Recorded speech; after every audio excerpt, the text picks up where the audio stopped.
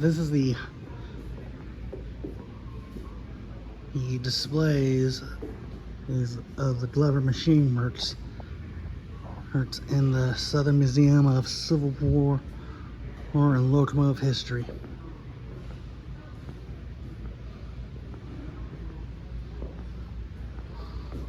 Glover Machine Works was a locomotive manufacturer. That was based in Marietta, Georgia. They weren't as big as Baldwin, Lima, or Alco. So they mostly focused on Massa, smaller locomotives, tank engines, and industrial steam engines. The biggest thing they made was a 280 consolidation. Well, one might guess.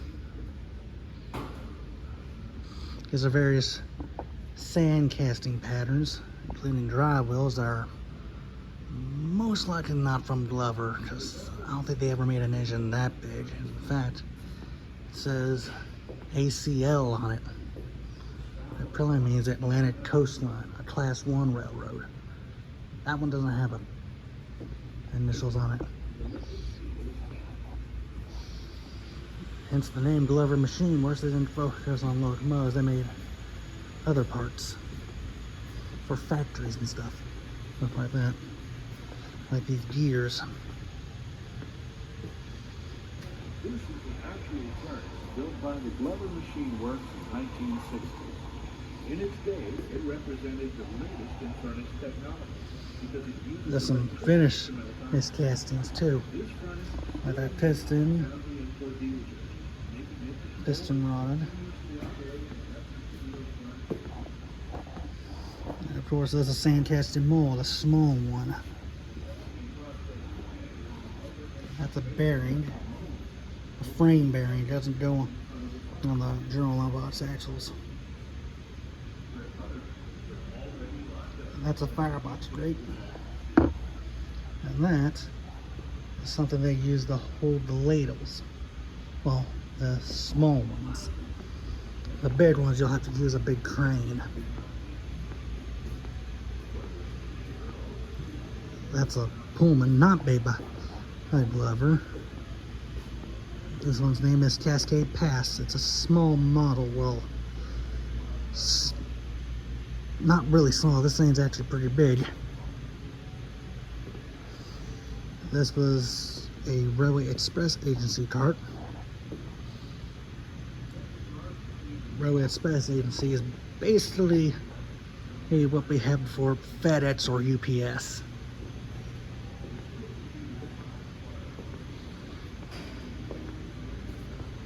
Here's the Central Georgia Dome car, City of Macon. Of course, there's some various United States Postal Service, back when they still used the train, and a rail post office in the Southern's flagship train means livery, the Crescent. These were usually on express trains, because this is express mail, so it has to go fast.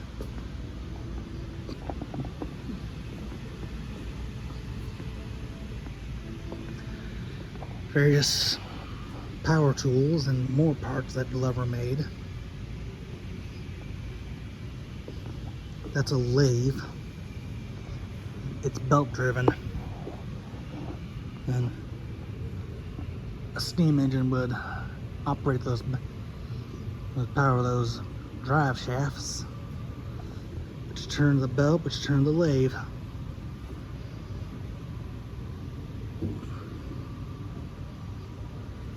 It's good running up until all the belt slips off and then everything stops.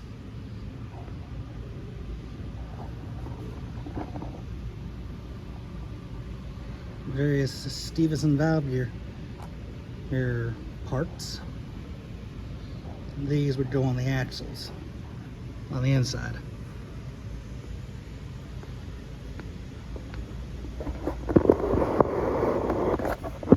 one fully put together. You can barely see it.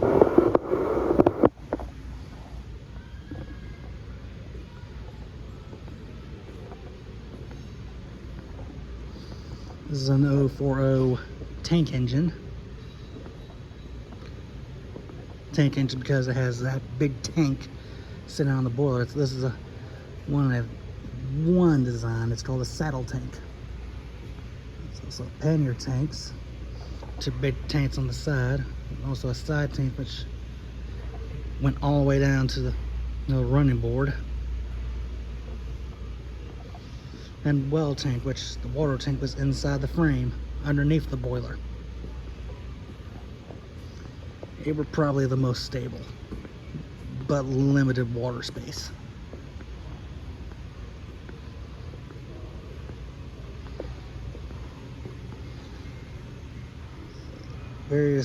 Those are piston covers, and right next that big print right there, that's the piston itself without the rod sticking out.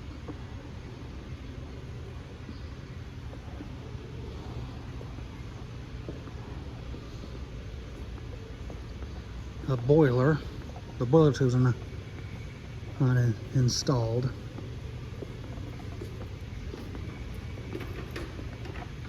How they put them in is they line them through, and then with a rivet gun with a different attachment attached to it, they'll flatten the ends up to the boiler or tube sheet.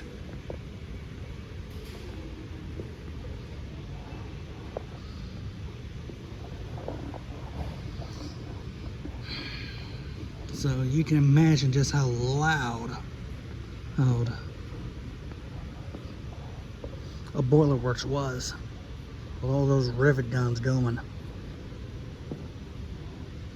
I want to say this is part of a dome from a much bigger engine.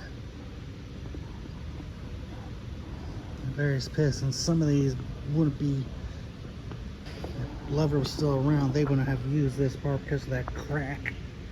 There's also another one way over there where that effect in the casting.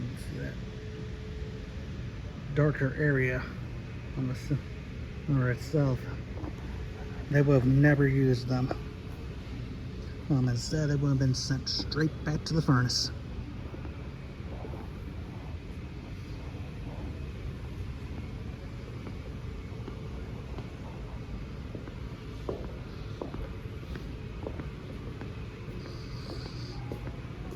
And just like the other locomotive builders, they made catalogs so the customers can see what type of engine they have and what they can get.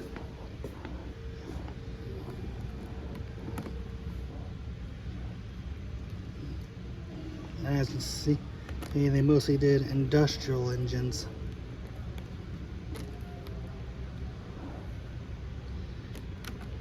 Industrial and narrow gauge engines.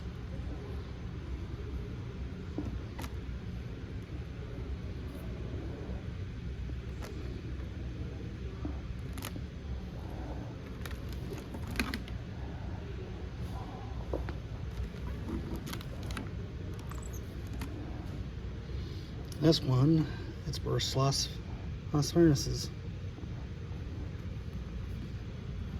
That's in Birmingham, Alabama.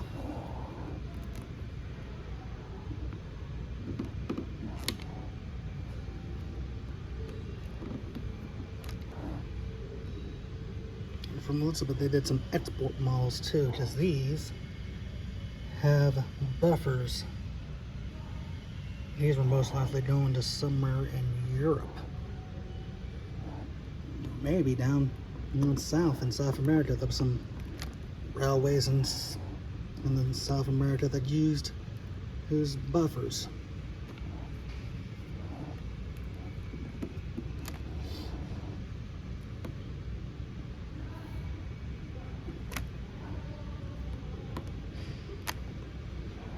That's one of the biggest engines they made, a 280.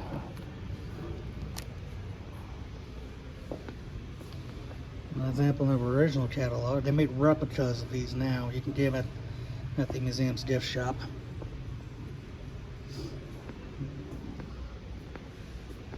Various photos of the engines. Most of these are builders' photos, or from when they were actually got to the customer.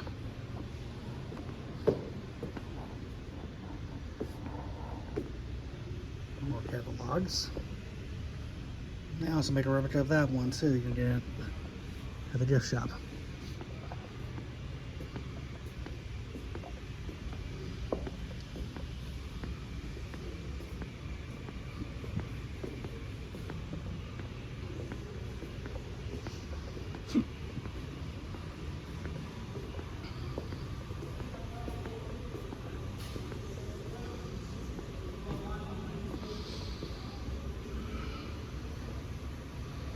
Looks like a hacksaw, a much bigger machine-powered one. A drill press. I want to say this is a milling machine. Built in Philadelphia, so the other big drillers probably used one of them too. And a much bigger lathe. A scale and an electric generator. It's not a motor, it's not powered by electricity, it's belt powered.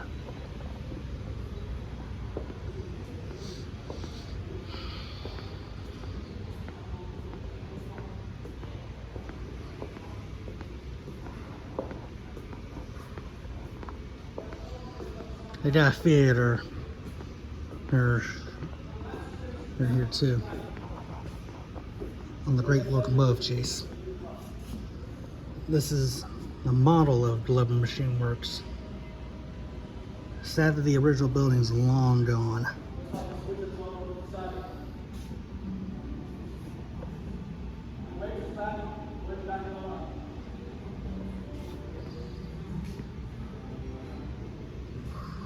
I have a feeling one of the reasons why this place, Glover Machine Works, are closed down is probably the same reason the other steam manufacturers are shut down. The electromotive division. In this case, it was the SW switcher locomotives. And most likely the GP7s as well.